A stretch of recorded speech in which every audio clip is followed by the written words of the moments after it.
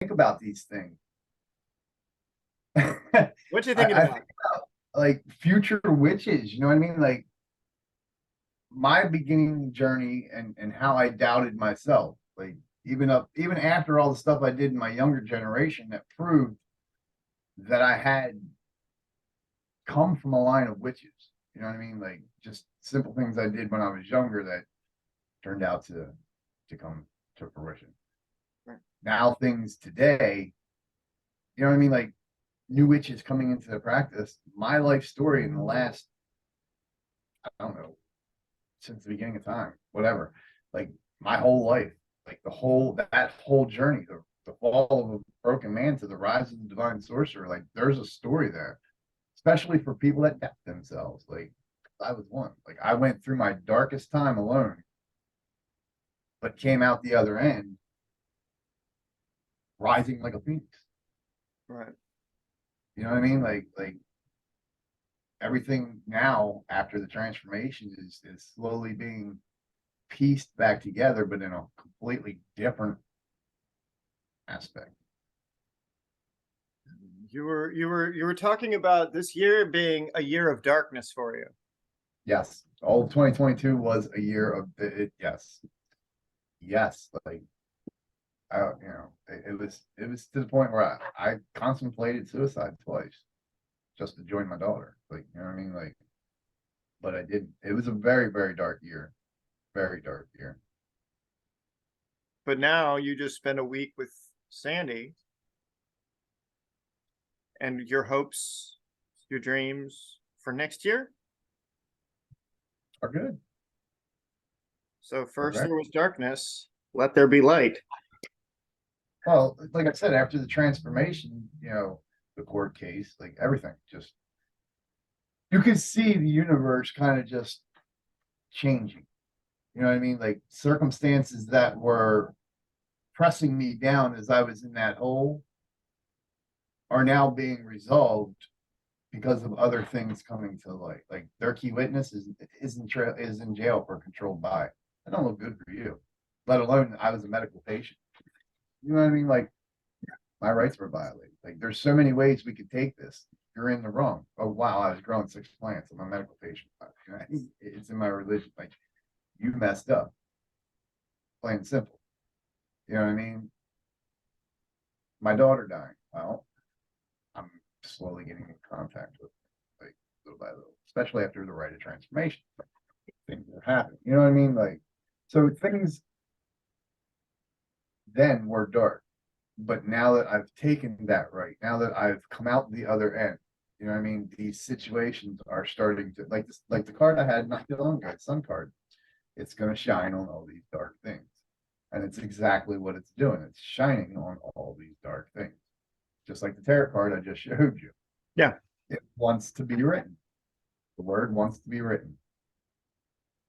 And that's what's so beautiful about it is that it's the word that is unwritten, right? It's the words that are unspoken, let them hear. The words that are unwritten, let them see.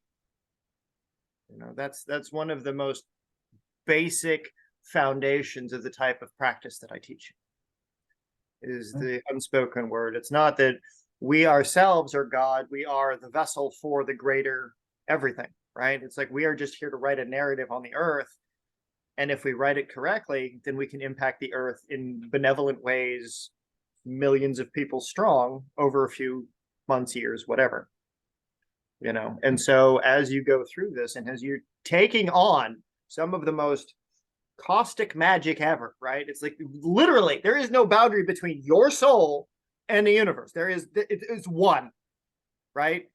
Try to hit a spell with you, you're gonna wind up hitting a tree fucking next to you, right? That's how this shit works. Is like if you try to aim for you, no, it's gonna hit a tree in some forest in some fucking other side of the world, and that's gonna just be a bad day for the forest. But that's how this shit works. Is you become so inexorably linked to the community, to the situation, to the environment, to the animals, even. That's already being shown. I mean, look at all the videos I put out of the Yeah. crows, the cat. No, the cat I this go morning. Yeah. yeah, that's what I'm saying. I go house sitting for a week, and this lady's cat is like it's known me for years. It's all up on me. You know what I mean? It's laying next to me, it's talking to me, literally. Like, Yeah.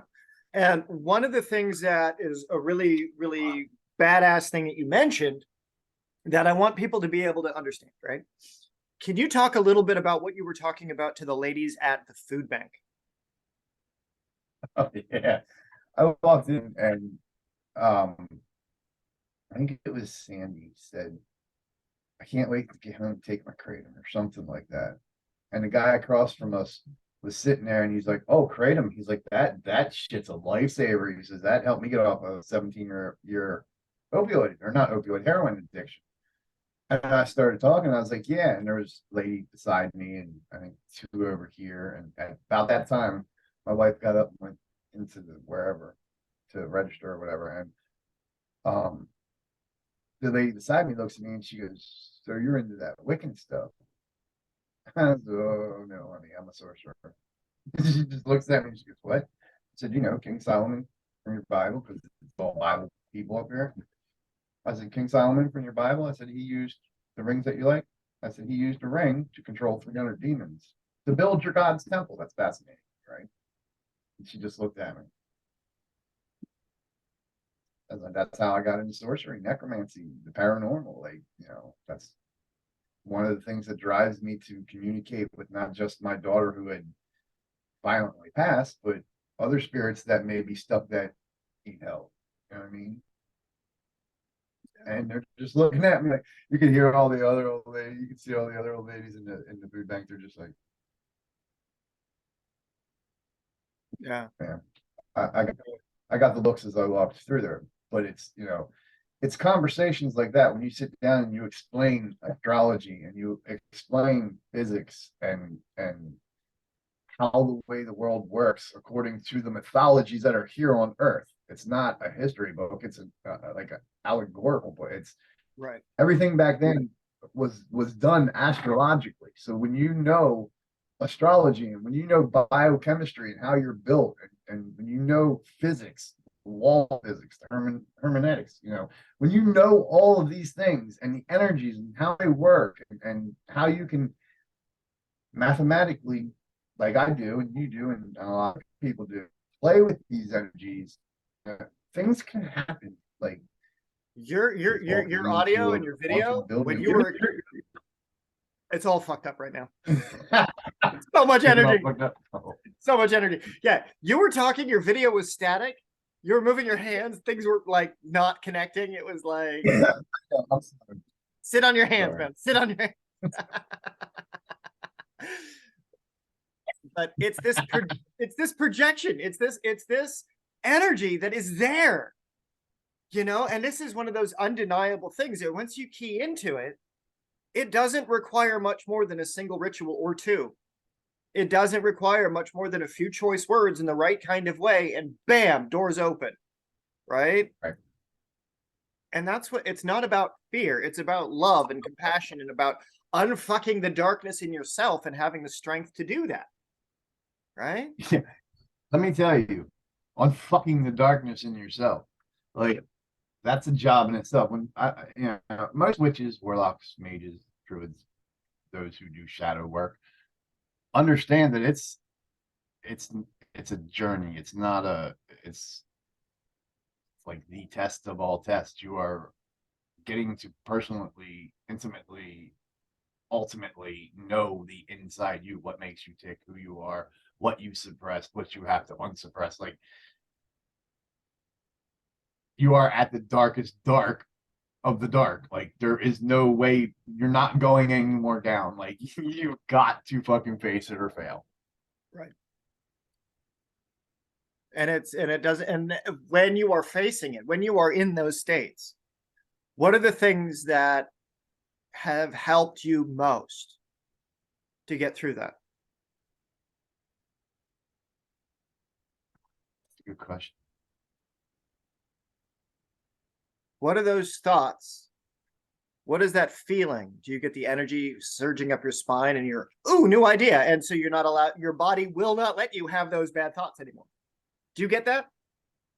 I do. I get when I start getting those thoughts and those feelings and whatnot, I think of, you know, I know this is gonna be corny, guys, and I don't care. Fuck you too. Get over it. But when I start, when I start getting down, I start thinking, I think about my ancestors, like what it took for me to be here at this time. You know what I mean? Like there's many thousands and millions of loves to get me to this point. Loves before me. You know what I mean? I'm talking true, serious commitment, like love, like the love I try to show people, you know, the values and shit in a marriage that I try to show people, the love that you want to express to people that is just like a friendly love, like the love, the live, the laugh, the love. You know what I mean? Like our ancestors knew that, and it got hidden, it got crumpled around with hate and indoctrination as time progressed. So if we as spiritual light workers have to unfuck that, which means we have to take all that hate and evil and shit that's in the world and turn it into light and love. And that takes a lot of energy. That's the energy that we play with all the time, that we bring in and express out, like that we call on, that we use to bless things with. It's the energy, the torch. It's just it's suppressed knowledge, but when you understand it, it's not hopeless. You're not in, like it gives you the strength to get up out of that hole. Like, okay, so for instance, here we go. The whole time I was going through the rite of transformation, right? I didn't know. The whole time I was going through the rite of transformation, I didn't know how this was going to go. Like, I just knew that it was going to be magical, and like, yeah, I was looking forward to seeing somebody.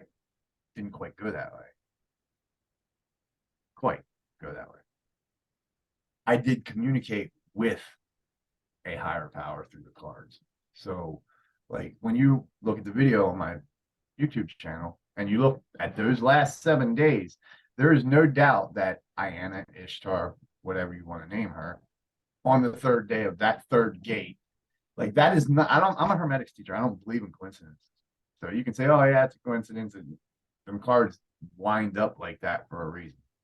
Like these visions and these energies and these divine synchronicities are happening in such a way that they're not coincidences. You can't mark them off as a coincidence. They're cause and effect. They're a hermetic principle. And knowing that I had that guidance going through all that gave me the confidence, and you can see it in my video. When the rite of transformation came, the day of the rite of transformation, I had the confidence to stand up there and boldly do the incantation, because I knew that everything down to the herb and the blood and the water and the mixture was in synchronicity, connected, and gates were open. And the power that was felt through that was just, it was almost like getting electrocuted with a fucking high voltage wire, but not feeling the effects of it. You're just getting the massive energy surge. This is the only way I can correctly explain that.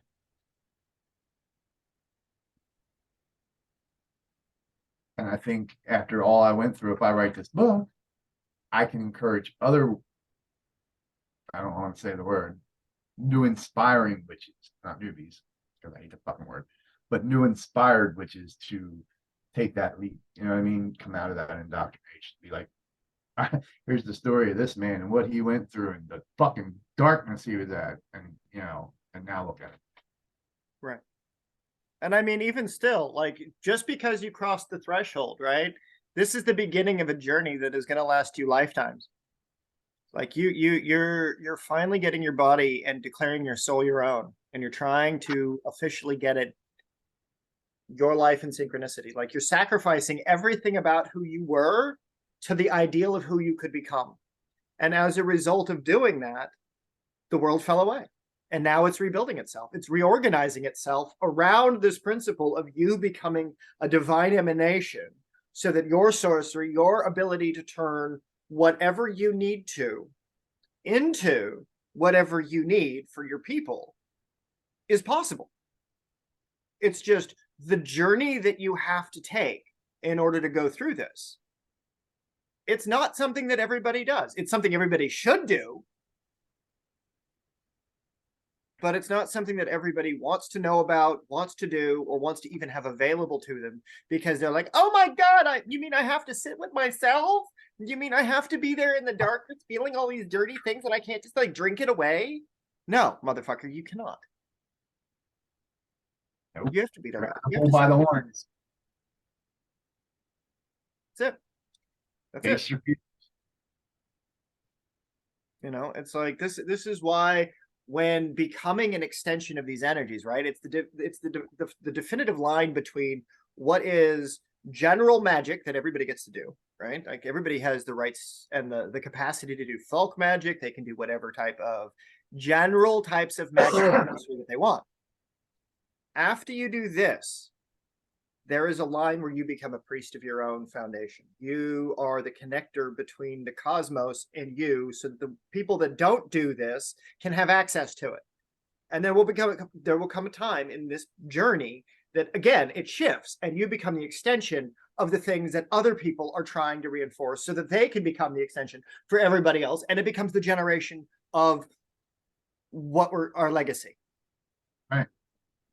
And this ritual set, this very simple, very involved process, it's simple, but it's involved, right? It's like we had fun along the way. It was play to do this. It was enjoyment to do this.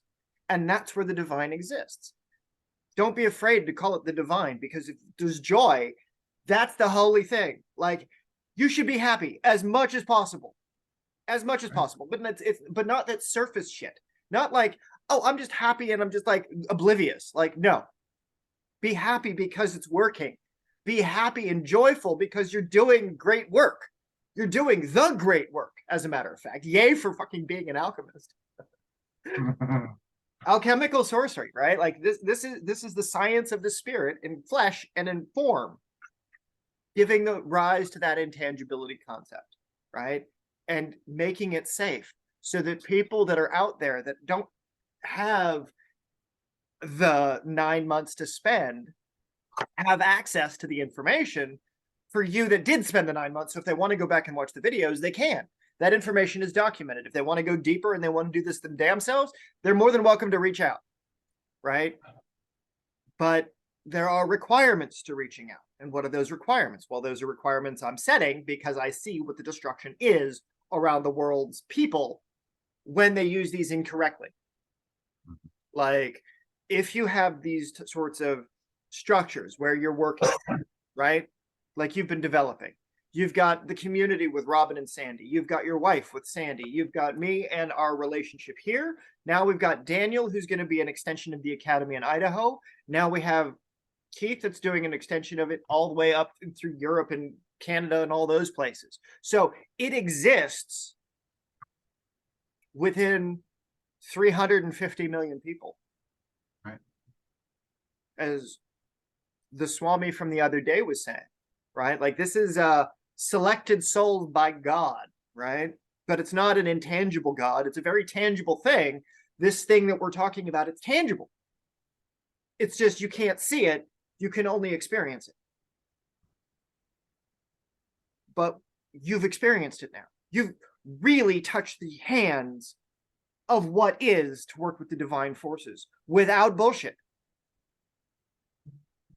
And that's where the divining line is between, oh, you're a Wiccan, oh, you're an extension of an old pagan god, or you're an actual, like, you can have whatever belief system you want. You can believe that the sky is green, for fuck's sake. Who gives a shit? But you know fact with this. You know this stuff works. You've seen it. I've got documented proof. Exactly. Not many people can say, look, I do this, and do this, and not be able to say, look, I do this. Here's a video proof. Right. It's not an empty faith. And that's one of the things that I think that people who are watching this can come to understand, is that, yes, you needed to be alone. You needed to have isolation from everything you love in order to pull this shit off, so that you can become who you need to be as the light of the fucking world. Right? I mean, This is the thing. There is no, oh, we're going to do this half-assed. No, you're going to do it, and you're going to figure out a way to make it work, and it's going to infect every element of your life, almost as if it was like a blood disease, right? But it's not a disease. It's the thing that keeps it living, right? It's the connective consciousness that extends not just from you when you exist within that space, but it extends to Robin and Sandy and Walter and, you know, the goddamn cat, for fuck's sake, the spiders, the birds. Like, it extends into the nature where we find ourselves, because your brain, your spirit, your body is all in alignment with the energies. And there is so much out there, so much bullshit, so much spiritual bypassing people do, that over the last year, man, you've overcome so much. I mean,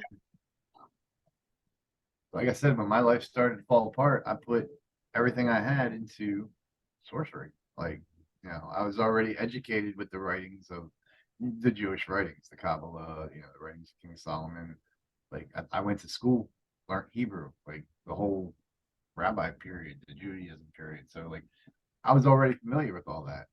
When I ran across King Solomon and the truth about him, and, you know, yeah, it just, it was like, it was like the Orobos. You know what I mean? To find out that he practiced the same thing that Enoch was talking about, it goes back, you know what I mean? Way before even the Jewish, like back to the Sumerian and the Egyptian, like it goes way back to the Hopi, to the Aztec, like way back. Like, keep going back, guys. Okay, and that's what you have to do when you research. Keep going back. Don't just say, oh, look, you know, monotheistic God. Go back. Keep going back. Keep going back. Start to understand that these gods were cosmic. They were astrological. You know, Right. You know, and this got is state. one of those things where, had they done it right the first time, right? When they were doing residential schools, when they were doing colonialism, right? When they were expanding the colonies of the heavens, what they should have been doing is they should have been sending all of their children to the schools, and it should have been the Native Americans that were teaching. That's what should have been happening, because this is their planet. This is Right. those spirits' planet. They know those sigils. They know the cycles. They know the sand paintings. They know the drumming. They know the ceremonies. Right.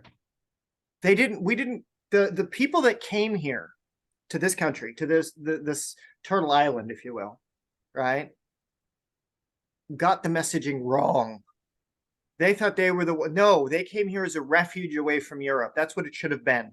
They should have adapted Right. into a new culture where the world was sustainable, and they should have been tribes.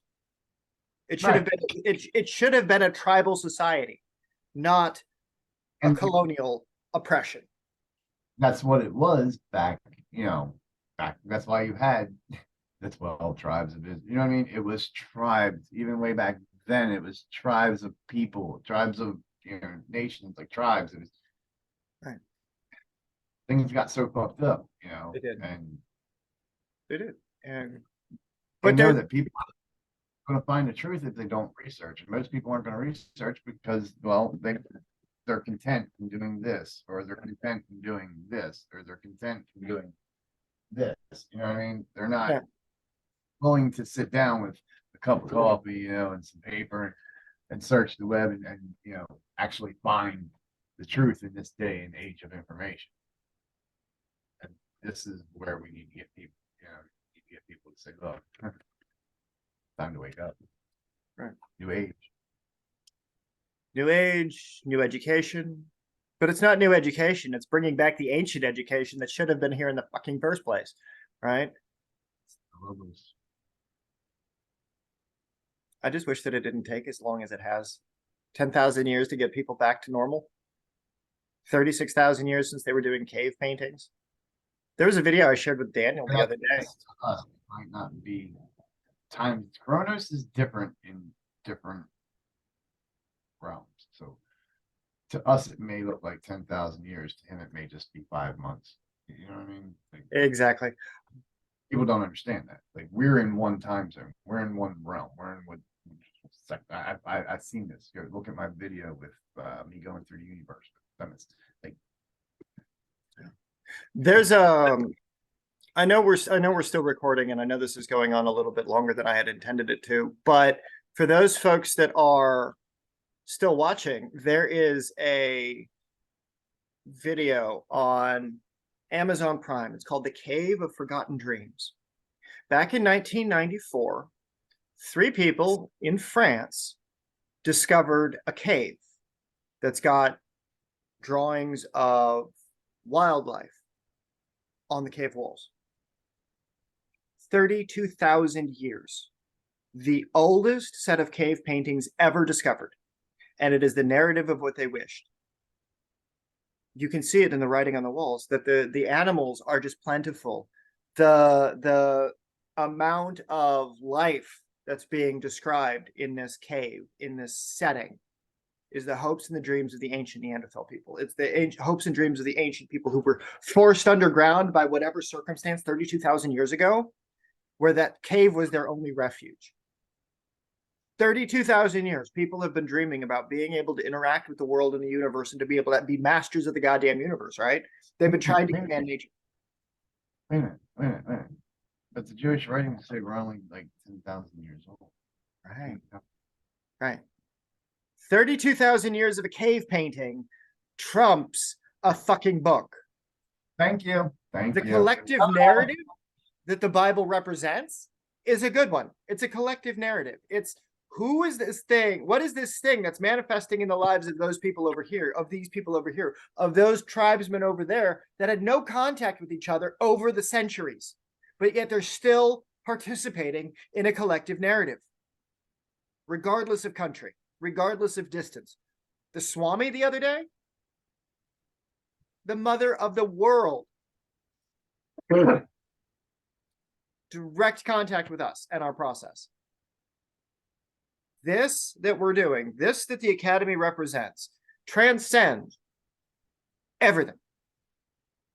And it's not about authoritarianism in any way. It is the cultivation of what is your desire, how do you put it into the world, and elevate everybody else with it. Why is that such a dangerous concept? Why is that so fucking hard to get the educational system to fall in fucking line? If we can do this for a soul in 9 months, why can't the education system do that for any industry ever throughout the childhood developmental period?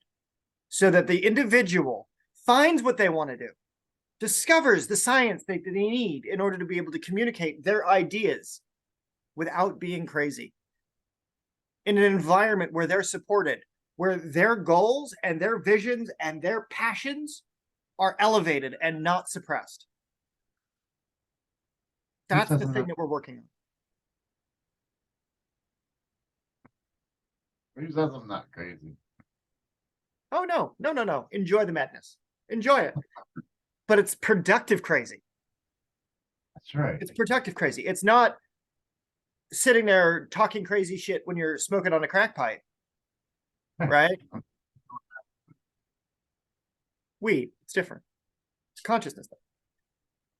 It's not the same. What people think is Wicca is not the same as sorcery. What people think is, oh, black magic and sorcery is not the same as the shit that I'm talking about.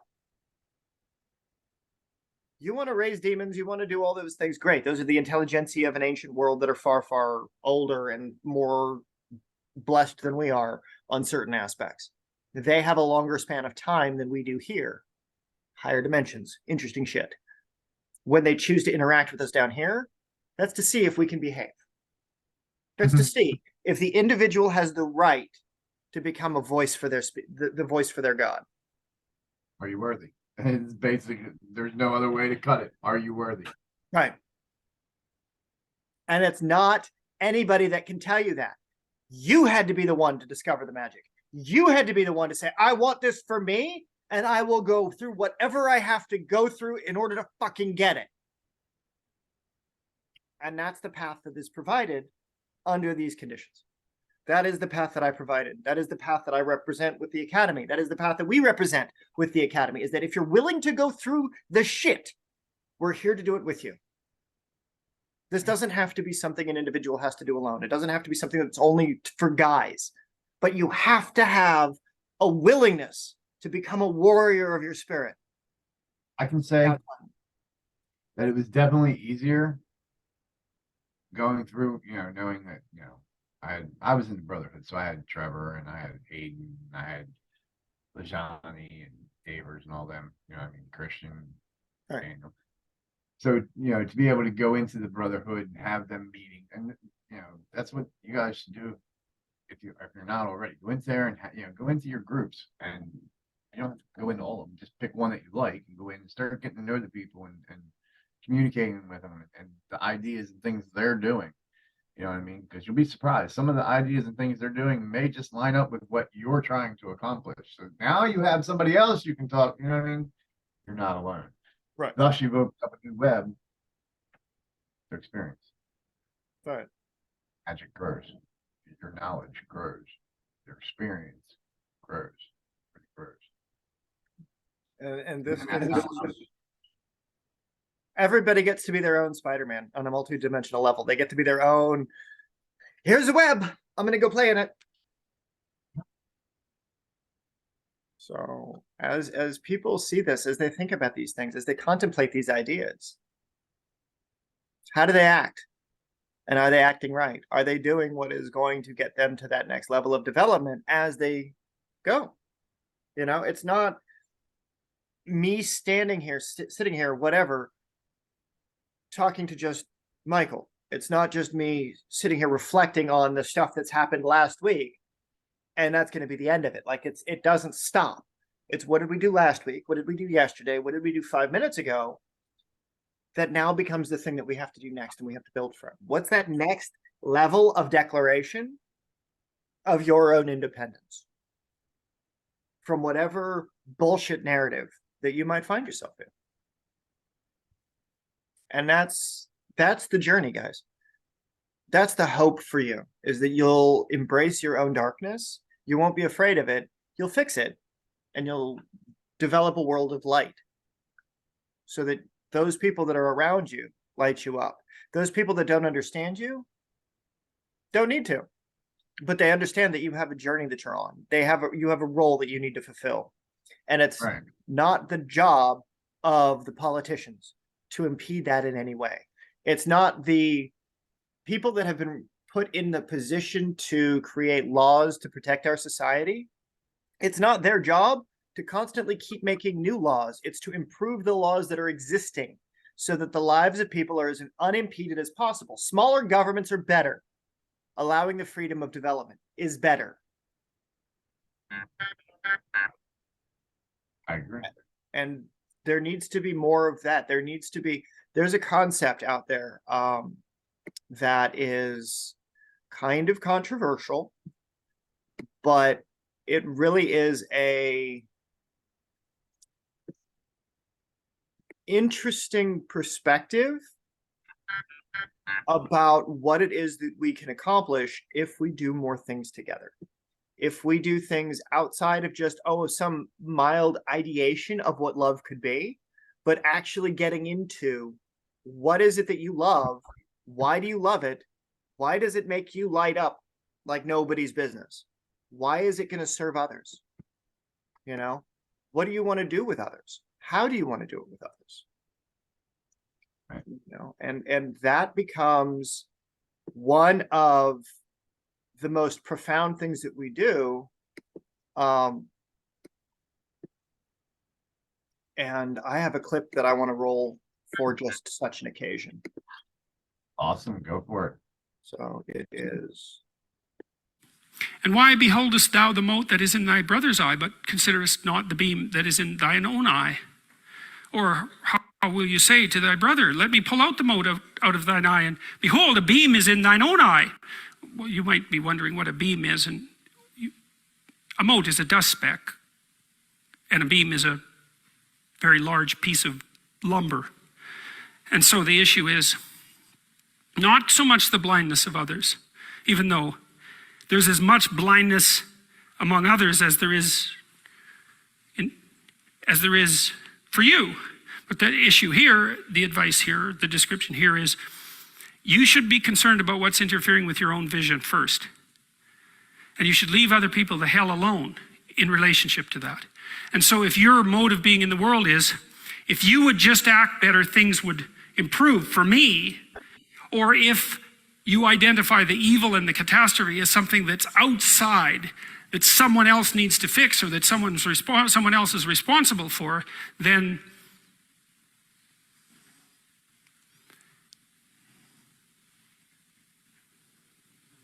you're not going to fix that. And you're going to remain blind to the things that you're doing and not doing that make things not go well. And so it's just better to think, all right, I'm probably blind in many, many ways.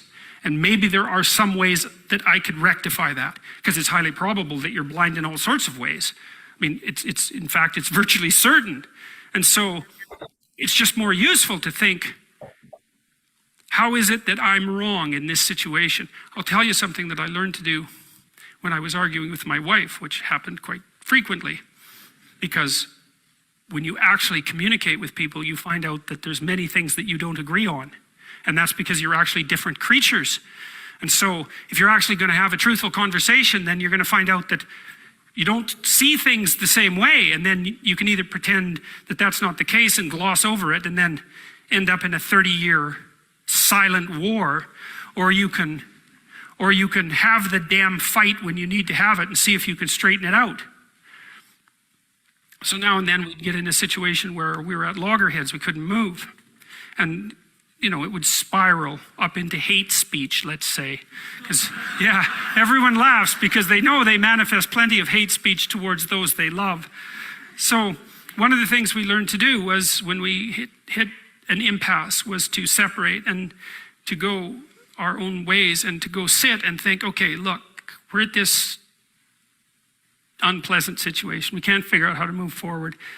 I'd always think, of course it's her fault. Obviously it's her fault. At least 95%.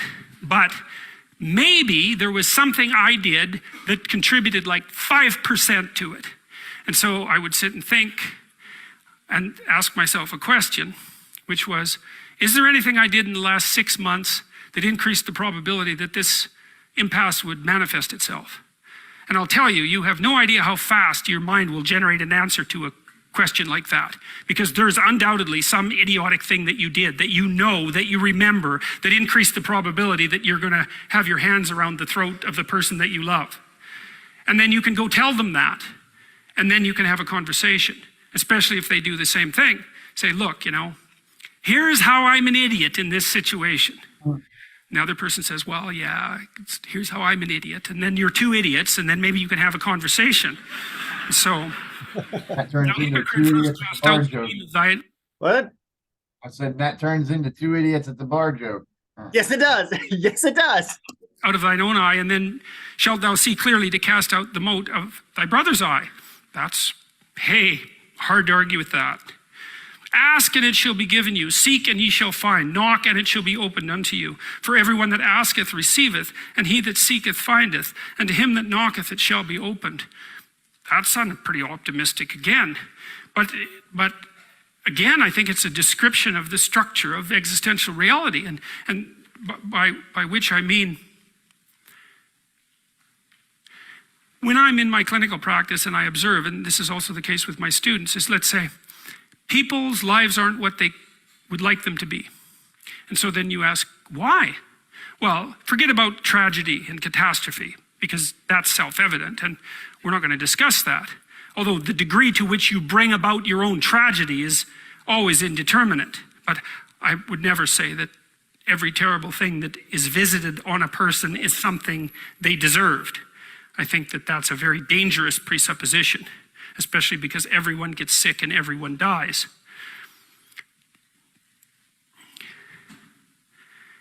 But one of the main reasons that people don't get what they want is because they don't actually figure out what it is. And the probability that you're going to get what would be good for you, let's say, which would even be better than what you want, right? Because You know, you might be wrong about what you want easily, but maybe you could get what would really be good for you. Well, why don't you? Well, because you don't try. You don't think, okay, here's what I would like if I could have it. And I don't mean in a way that you manipulate the world to force it to deliver you goods for status or something like that. That isn't what I mean. I mean something like, imagine that you were taking care of yourself like you were someone you actually cared for. And then you thought, okay, I'm caring for this person. I would like things to go as well for them as possible. What would their life have to be like in order for that to be the case? Well, people don't do that. They don't sit down and think, all right, you know, let's figure it out. You've got a life. It's hard, obviously. It's like 3 years from now, you can have what you need. You got to be careful about it. You can't have everything. You can have what would be good for you, but you have to figure out what it is, and then you have to aim at it. Well, my experience with people has been is if they figure out what it is that would be good for them, and then they aim at it, then they get it. And it's strange because it's a strange thing. It's not quite that simple because, you know, you may formulate an idea about what would be good for you, and then you take 10 steps towards that, and you find out that your formulation was a bit off, and so you have to reformulate your goal. You know, so you're kind of going like this as you move towards the goal. Serpent's journey. But a huge part of the reason that people fail is because they don't ever set up the criteria for success. And so since success is a very narrow line and very unlikely, the probability that you're going to stumble on it randomly is 0. And so there's a proposition here, and the proposition is, if you actually want something, you can have it. Now the question then would be, well, what do you mean by actually want? And the answer is that you reorient your life in every possible way to make the probability that that will occur as certain as possible. And that's a sacrificial idea, right? It's like, you don't get everything. Obviously. But maybe you can have what you need. And maybe all you have to do to get it is ask. But the asking isn't a whim or today's wish. It's like, you have to be deadly serious about it. You have to think, okay, like I'm taking stock of myself. And if I was going to live properly in the world and I was going to set myself up such that being would justify itself in my estimation, and I don't mean as a harsh judge, exactly what is it that I would aim at? Well, one of the things I've found is that in test of this theory, let's say, you could try this. This is a form of prayer, knocking. Sit on your bed one day and ask yourself, what remarkably stupid things am I doing on a regular basis to absolutely screw up my life? And if you actually ask that question, but you have to want to know the answer, right? Because that's actually what asking the question means. It doesn't mean just mouthing the words. It means you have to decide that you want to know. You'll figure that's out so fast it'll make your hair curl. It's as if Jung thought about this. He thought that people had 2 poles of consciousness, and one was the individual consciousness that we each identify with, and the other was something he called the self, and the self is you might think about it as the divine within. That's close enough approximation. It's the universal part of your consciousness. It's your conscience. That's another way of thinking about it, whatever your conscience is. But it's something that you can consult. It's like the Socratic daemon. Socrates said that the thing that made him different than everyone else in Greece was that he consulted his daemon, his genius. He asked himself how it was that he should conduct himself in the world, and then he did that, whatever it was. He didn't try to force a solution, he didn't try to force a solution selfishly. He asked, I'm going to manifest myself in the best possible manner in the world. I would like to do that. What would that be? Well, you're perfectly capable of thinking. God only knows how. You're perfectly capable of immense feats of imagination and dream and fantasy. It's God only knows how you do all of that. What would happen if you consulted yourself about the best possible outcome for you? You might get an answer. Well, that's what this proposition is.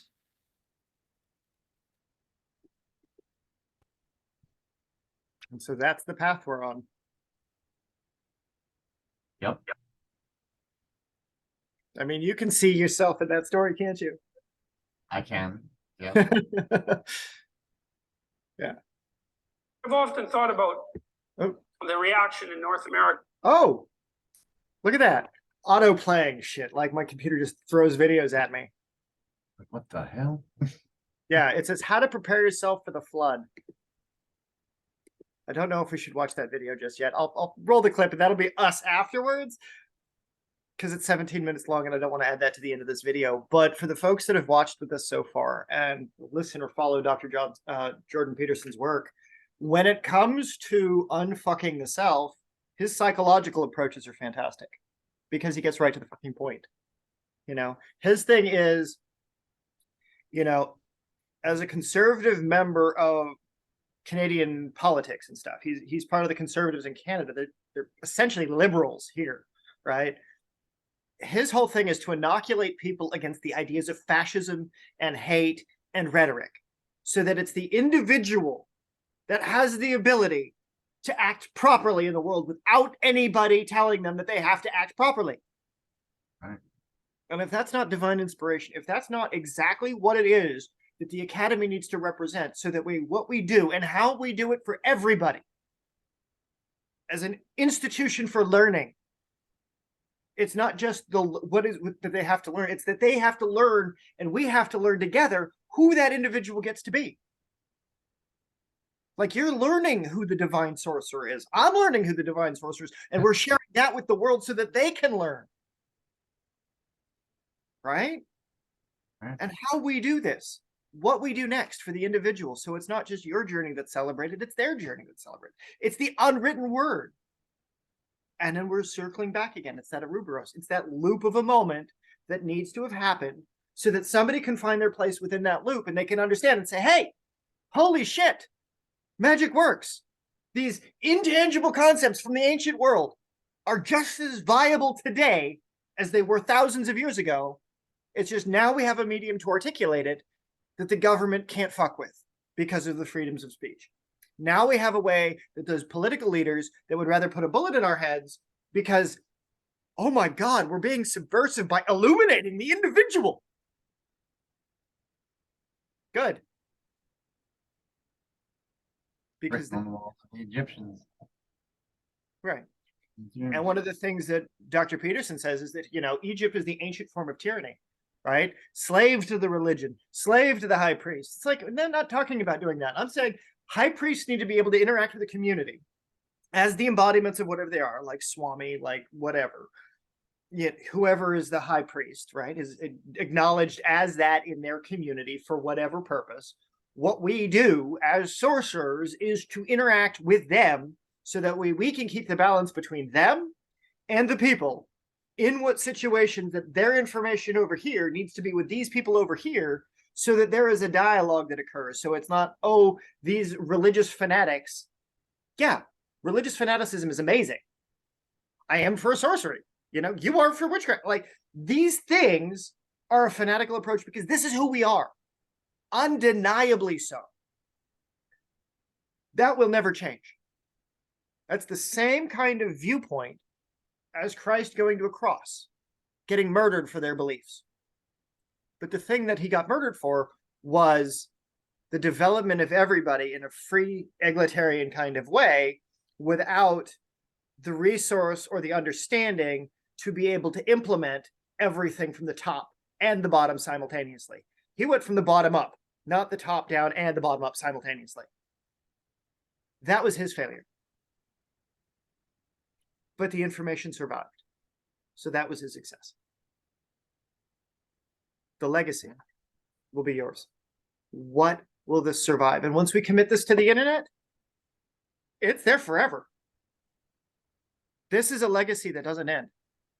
This can, you know, fuck, aliens can find it in 3,000 years if they dig through the records of the online world, if any of it survives, right? Whatever is the future incarnations of life can go back through the archives of the internet, find this video and say, holy shit, there was a few people working with just a few groups that are impacting the lives of 350 million people on the planet, trying to bring peace across borders, trying to end war, trying to end poverty, trying to end these kinds of failings. but we have to do it with a better energy grid. We have to do it with better finances. We have to do it with a better understanding of who the individual soul is. And so providing an education system to allow for that discussion to happen. Some people call it the modern Tower of Babel, right? Mm. And I like to think about it as the great libraries of Alexandria. We can rebuild them because they were built upon the wisdom of the ages of the people that were alive at the time. People can contribute their information. That's what the libraries are for. That's what the greatest stories that are available today. And that's where education needs to be, is what's going on today. Not the lies and the rhetoric that's been happening in America for the last 50, 60 years. Not the whatever the fuck is going on in the education system today. This is just a goddamn disaster. Like, some of the people I've talked to, no fucking clue. Right? No fucking clue about how bad it's gotten. But we can come together and fix that if we take the time to do the shadow work so that the individual can go through something similar to what you went through in their darkness to find their light. And it's not easy. I'm gonna tell you guys right now. It's not like my one video said, it's not for the weak of heart. But keeping the faith, being committed to something, that's the sacrifice. You know, you could go play video games for 15 hours a day. Instead, you're working on magic and improving yourself. That's a testament to you and to your strength, to your purpose, to what you want. And the individuals that watch this, the folks that follow this, the folks that come up with the idea of what they want for themselves, that's what they're going to have to do. And there's no other way to do it. It doesn't exist outside of giving everything to yourself. And this is where you have to be, as Odin was. Sacrifice yourself to yourself so you can become yourself in a way that you never understood yourself to be. And if you can do that, sky's the fucking limit. So there's no need for scarcity. There's no need for war. There's no need for conflict. If you don't understand how something was wrong, if you have a need for something, then there is a way to fill that need that doesn't require you to steal from your neighbors. That doesn't require you to murder or rape or cheat or steal or lie. You just have to be willing to find those answers. And that's where keeping the faith is required. And not enough people keep to faith. Whatever the faith. Because of the bullshit and the lies and the abuses against the systems that were meant to establish protections for people. So that needs to be corrected. Straight up. Needs to be corrected immediately. But it starts with the individual. Because that's the only way it gets corrected, is if the individual is willing to take it upon themselves to fix themselves, right? So that you can fix your relationship with Sandy, so that we can have new relationships with the people that come into our communities, you know. And it's the want where they're at, you know. They want to have that psychic experience, like what Robin was, right? She wanted to go out to Gettysburg. Right? She wanted to have those paranormal experiences. She wanted to be able to see these things, right? Which is great. It's just, there are other things to see than just trauma and sadness and death and pain when it comes to the paranormal. It's not just about going into those places where tragedy is struck and to feel the imprint of the tragedy so that the individual is overcome and they never want to experience that again, so that when they're put into those moments of abject suffering, they can say, hey, no, there's a light in there somewhere. There's a thing that we can do. There's a word that I could say. There is an idea that needs to be thought that gets that individual through that moment. And anything that stands in the way of the individual being able to access that information, to be able to get to that information for whatever it is, those barriers need to come down so that they can unfuck themselves, so that those regions can become new. Right? It's not that we need to strip mine the Andes or the Chilean mountain ranges, right? The people in Peru are at risk of deforestation because people are trying to rape their land. Still, today. In every fucking country where there's technological innovation with all the modern materials and all the alchemy that's going on, all the science, all the chips that are being made, right? There's only finite resources on this planet, so we have to be collectively strategic in what it is that we do as an industry. And we're not there yet because there's not enough national dialogues. There's not enough international dialogues where tribes don't have to fight over resources. Each tribe can do its thing, whatever its thing is, and they can share resources. There can be commerce. There can be free market capitalism that doesn't rape the planet or enslave the populace, right? That's what's really cool is there was a fellow that did a study on the hunter-gatherer peoples that are still hunting and gathering to this day, right? They work 15 hours a week and they have everything they need. And they spend more time playing with each other, like with fun and the games and all, like more time enjoyment. You get your food, you get your clothes, you get whatever it is. And with the wealth that exists in certain places on this planet, it is viable for the individual pagan to be able to access immense amounts of wealth. That money doesn't matter to them as an individual. Everybody's all like, oh, money doesn't matter. Money doesn't matter. Bullshit, money doesn't matter. How you use it matters. Why it's used. And there's a lot of misconceptions that this stuff is evil, that this stuff is diminishing in some capacity the individual's right to power. And that is not the case. Because it unlocks the soul. It unlocks the potential of what that individual has the right to be in this world. And anything that stands in the way of that is just silly.